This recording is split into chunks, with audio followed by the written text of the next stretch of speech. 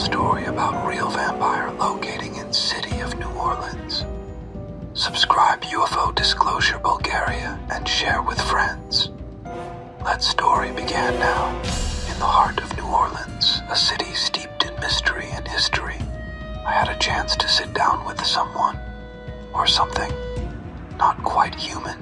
I sat across from him in a dimly lit room, shadows dancing on the walls. When I asked him about his past, he leaned in closer, his voice barely above a whisper.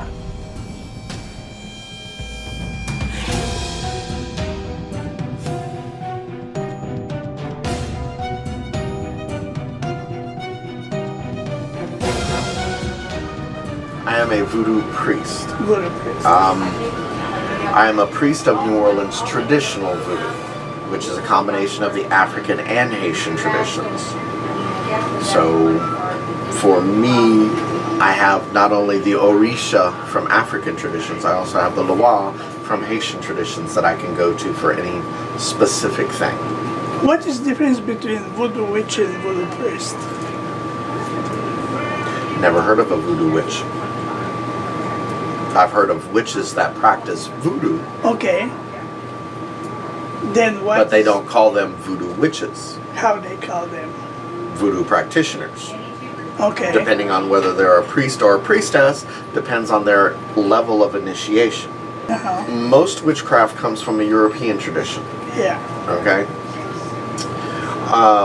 However, voodoo comes from much older cultures, much more ancient cultures. It stems from things like Ifa and Vodun, Ile, Fon, Yoruba. These are all African traditions.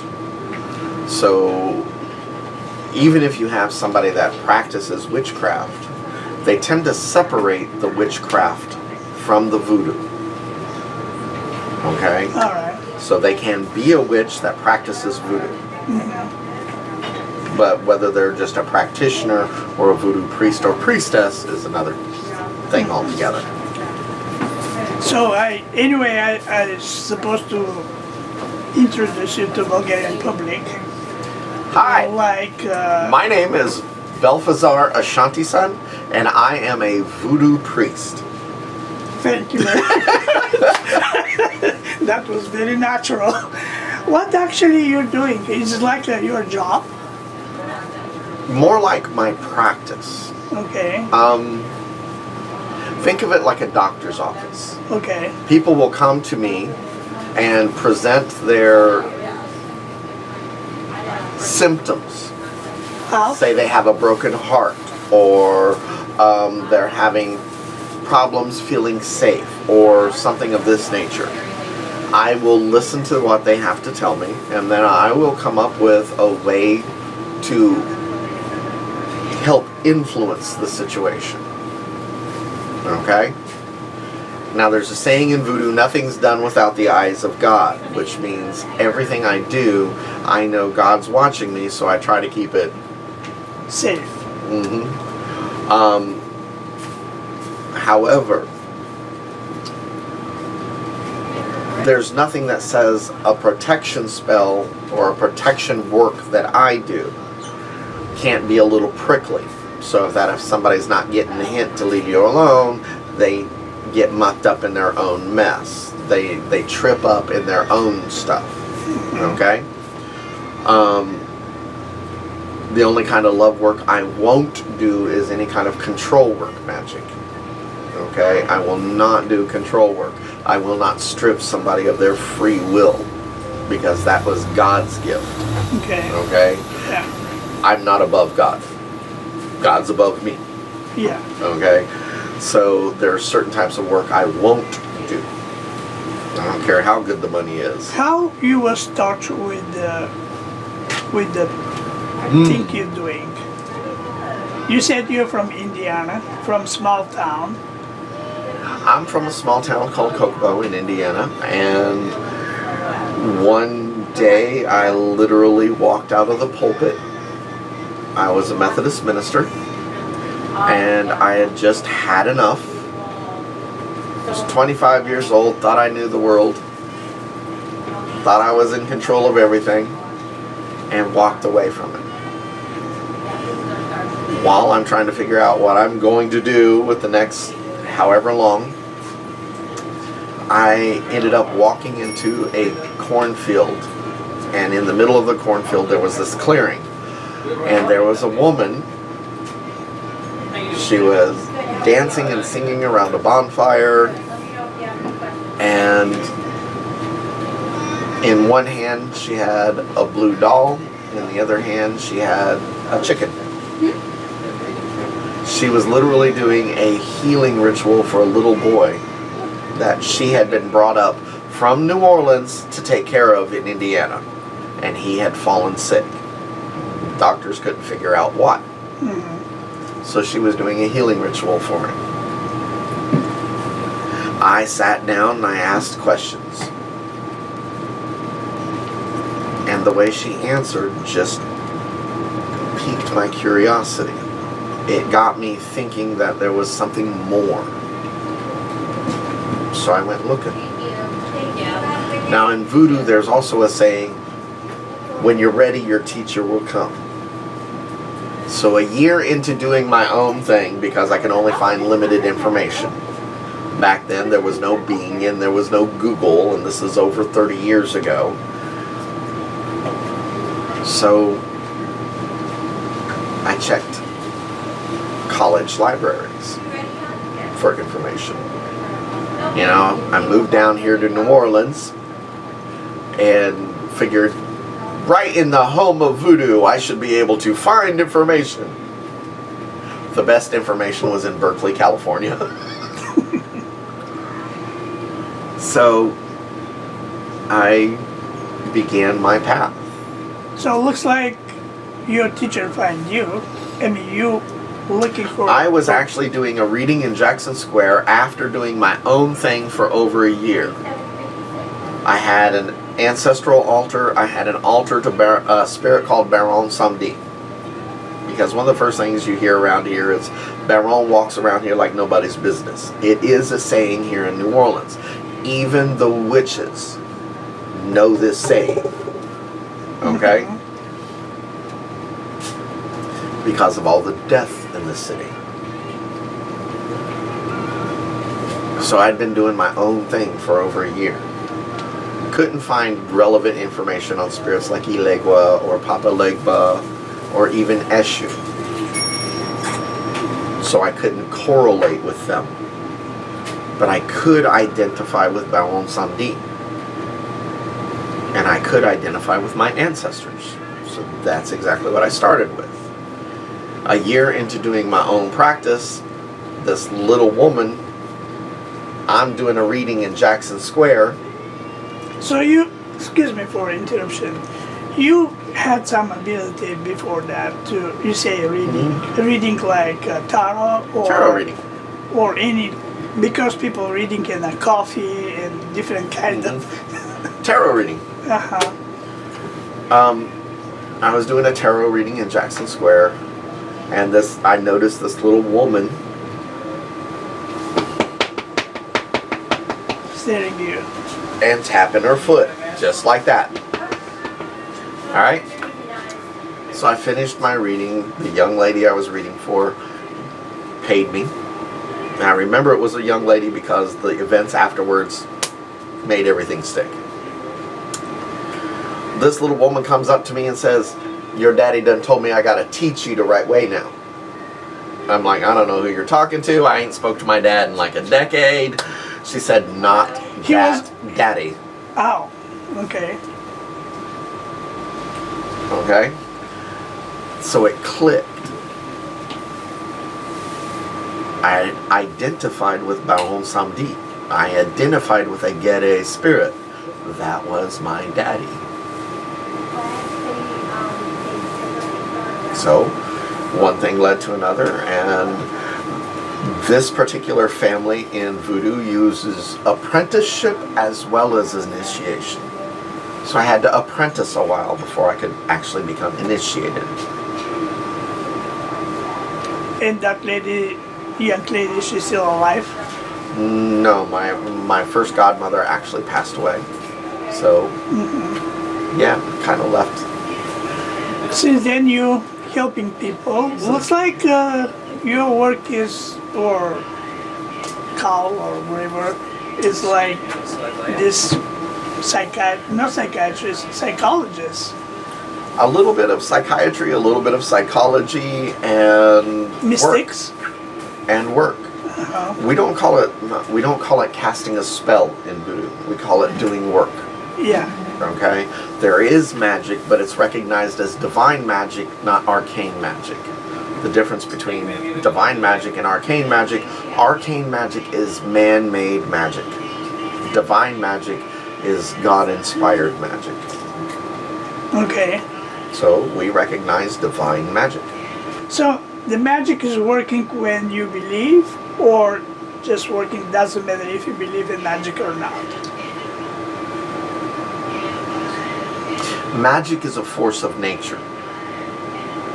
Do you believe in fire? Of course. Do you believe in water? Magic is a force of nature. And like all forces of nature, it's neutral in nature. So it can be used for good purposes or for evil purposes. Okay. Depends on the user.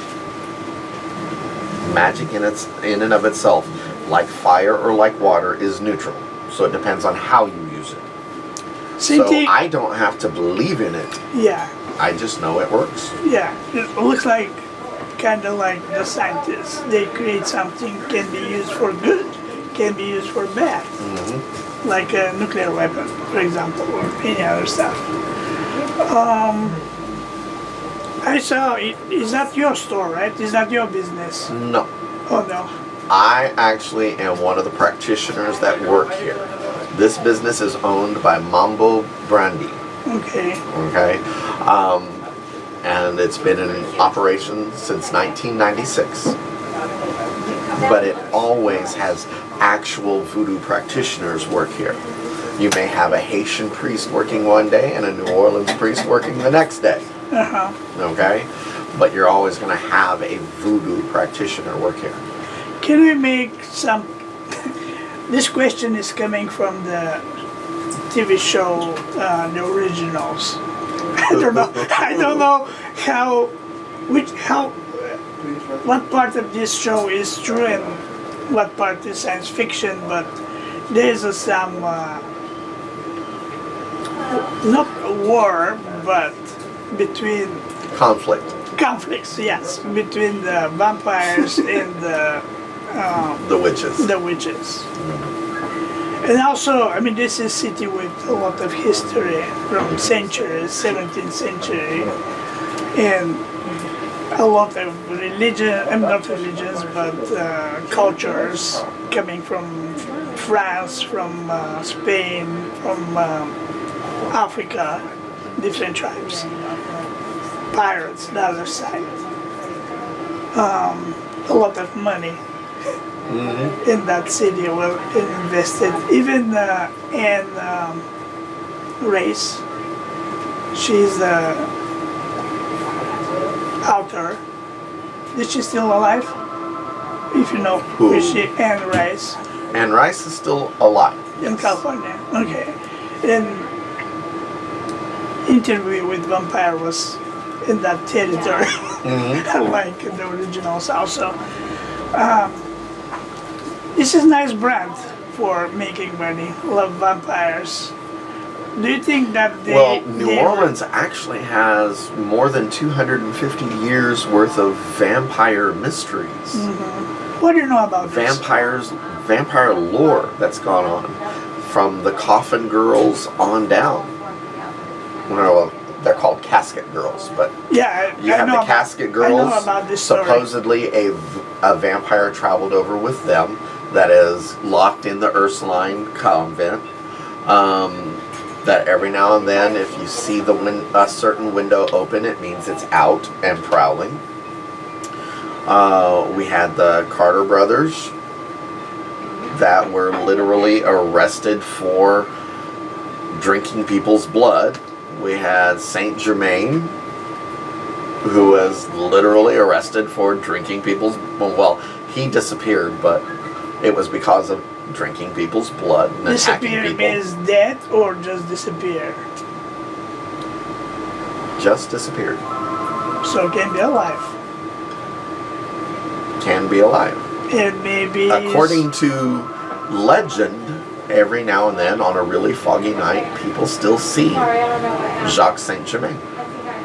And how old is he? He would probably be close to 400 years old now. Right. Yeah, I heard about I him. will put it right on. I will give it. So, Okay, in these days, I mean, I don't know if you're familiar with this, but in these days, what do you know about vampire organization? which vampire organization? I looked this morning in Google. It was something like, I don't remember exactly the name, but something like union or society. Well, technically you have 3 groups represented here. Of vampires. You have the New Orleans Vampire Association.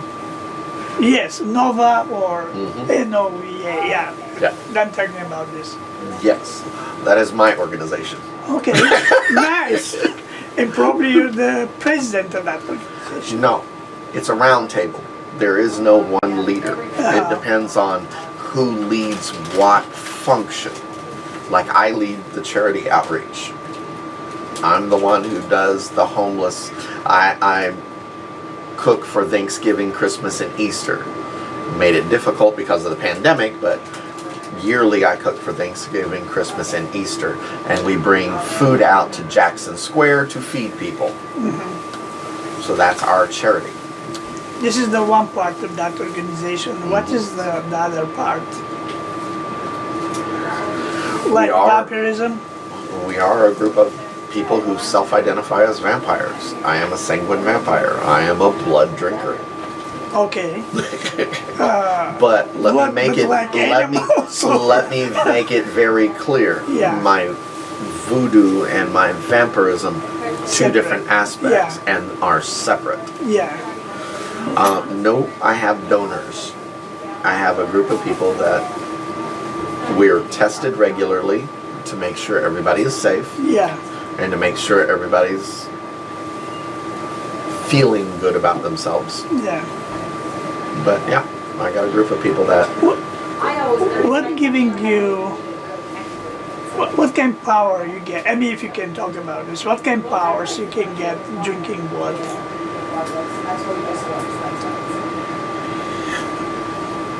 Do you misconception about Do you think that will give you eternal life, maybe, or no. what kind of powers? Well, I'm 56 and was supposed to be dead already. What happened? My vampirism kicked in.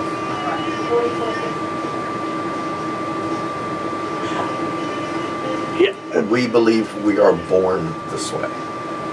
Okay. You can't be made, you can't be turned, you can't be embraced. We're born this way. In the science fiction I mean not science fiction, the scientist says that vampires, they drink blood because they have issue with stay in the sun, in the skin. No, But the modern vampires, they don't care about the sun. vampires are more sensitive to energy. What is the sun? A big ball of energy in the sky. Right. So we're more sensitive to it. So yes, it does have an effect on us. But some of us have learned to cope with it. Some of us have day jobs. Most of us are more nocturnally oriented. Like I find it easier to sleep during the day than I do at night. I'm more wide awake at night. That word. That's good. Can be. Can be a pain in the butt if you have a day job. That's true. Yeah. So people, do they need to be scared of the voodoo practitioners? or they need to accept something like a new reality, something that... Are you scared of all Catholic priests? No, I mean, I'm not scared from vampires and ghosts and... No, I'm just, as a general rule, voodoo is a religion, and people who follow voodoo tend to be more healers and protectors. You do have a few people who break the rules and do bad things. Yeah. But that does not make voodoo bad, that makes them bad. Right. When a priest breaks the covenant and does something bad, nobody says Catholicism is bad, they say that priest is bad. Okay. But because of the way voodoo was portrayed, people think voodoo is bad, and it's not. It's never been bad, it never will be bad. All right, it's 20 minutes past. I don't want to take more of your time. It's my lunch break, so I'm Thank gonna you go very eat much. lunch. Thank you very much. You are very welcome. Bye, guys.